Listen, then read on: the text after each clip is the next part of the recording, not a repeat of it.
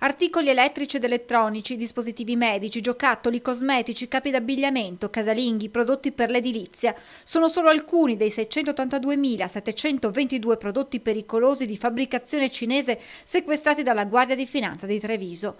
Il valore commerciale della merce recuperata è di 10 milioni di euro. L'attività investigativa delle Fiamme Gialle, denominata China Market, è stata portata avanti attraverso controlli mirati ai caselli autostradali di Mogliano, Venezia Est e Roncade Meolo, dove ogni anno transitano oltre 5 milioni di veicoli, il 10% dei quali auto articolati provenienti dalla cosiddetta rotta balcanica.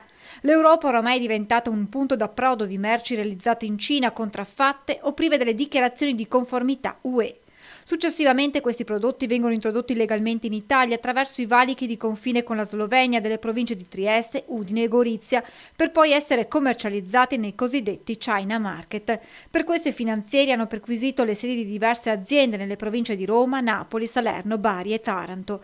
Il bilancio finale dell'operazione parla anche di 31 persone di nazionalità diverse denunciate per vari reati che vanno dall'introduzione nello Stato di prodotti contraffatti alla frode in commercio, alla posizione di segni industriali mendaci, ricettazione, distribuzione di prodotti pericolosi privi delle certificazioni di conformità e delle garanzie per la sicurezza dei consumatori. L'indagine si inserisce in una più ampia strategia di intervento che il Comando regionale Veneto della Guardia di Finanza sta da tempo portando avanti per intercettare e contrastare una serie di fenomeni illeciti collegati tra loro, messi in atto da cittadini stranieri ai danni dell'economia nazionale e degli operatori rispettosi delle regole del mercato.